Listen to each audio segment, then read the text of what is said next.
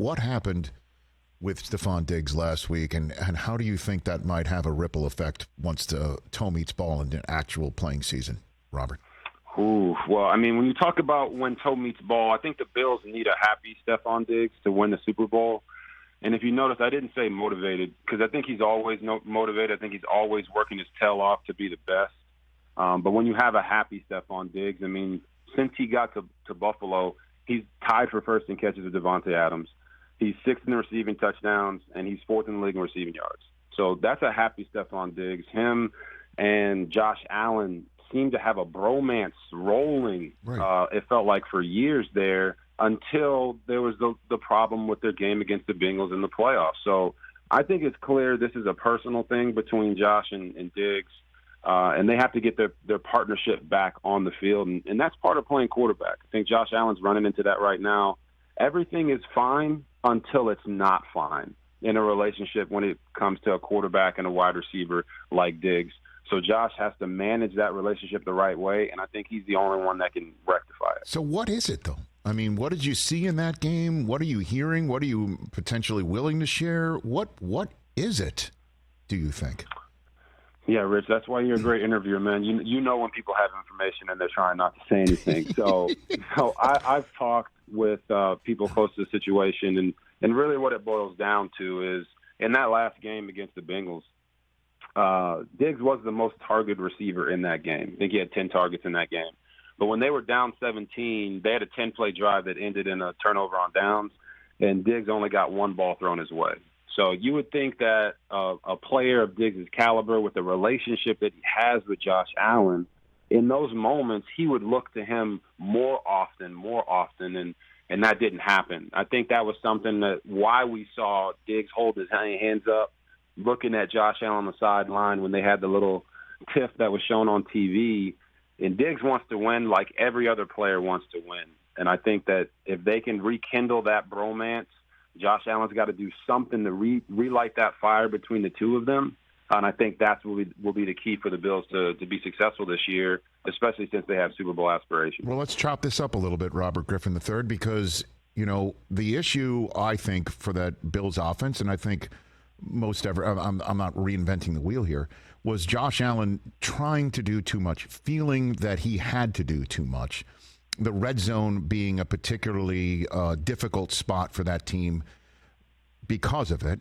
And to me, I think they've fixed it in a way, or at least they've hit it enough by getting Damian Harris at the running back position, by bringing in Latavius Murray at the running back position, by also getting Dalton Kincaid in the draft. The question is, though, if those are the answers, how will that rest with Diggs if he's not the one getting the football in those situations? Robert, that's the rub here, potentially. Rich, I don't disagree as far as with Josh Allen constantly having to put the cape on. You know, I've talked about this a lot last year. You know, they're constantly asking him to be Superman, and he can do it. And then, quite honestly, as the year went on, I realized that Josh Allen actually plays his best when he's trying to be Superman every single play.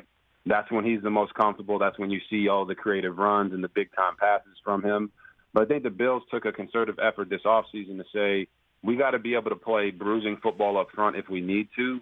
And then the draft pick of Dalton Kincaid gives them position variability on offense. So they don't always have to line up with 3 wide or 4 wide. They can go 2 wide and 2 tight ends, or they can put them in the backfield and run some sets like that. I think they are taking a conscious effort to say, all right, if it becomes a bad weather game again and we can't throw the football around, we got to be able to run the ball. We got to be able to utilize our tight ends down the seams. And I think that's what they did. But the bottom line, Rich, is without Stefon Diggs, their receiver room goes from, you know, arguably one of the top 5, top 10 receiver rooms in the league to not even in the top 15. So they need Stefon Diggs to be that guy for them, and he'll always get his targets because his desire to win and his ability is aligned with their ability to be explosive on offense. So I think that aligns perfectly. So he'll get his targets regardless. It's just about fixing this little personal situation that's going on between him and Josh Allen. And then and one last one for you on that. Can't the answer be, hey, Stefon, you know, stuff happens. We had the drive that we had, and just I'll look for you more. I promise I'll look for you more. You know me, I know you. We're tight like that. Can that actually fix it, or it only fixes it to the point where the first Monday night when you and the rest of the worldwide leader will have the huge game of Allen and the Bills at Aaron Rodgers and the Jets in his Rodgers debut at the Jets, that this could just come home to roost in drive 6 that night and bring it all up again, Robert? Yeah, I think the sooner they can get back on the field and play in football games that actually count, like you're saying on that Monday night, I think the better it is for everybody. Here's the bottom line. Stefon Diggs does get targeted by Josh Allen a lot more than anybody else on the football field.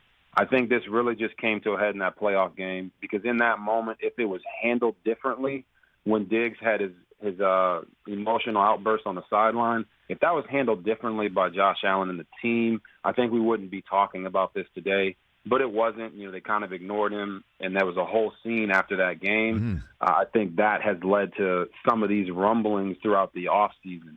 But when they get up there and they go up against the Jets, he's going to target Stefon Diggs because that's what they need to do to win games. And if he doesn't target him, we'll continue to talk about this for the duration of the season. Catch the Rich Eisen Show every single day on the Roku channel, 12 to 3 Eastern, for free.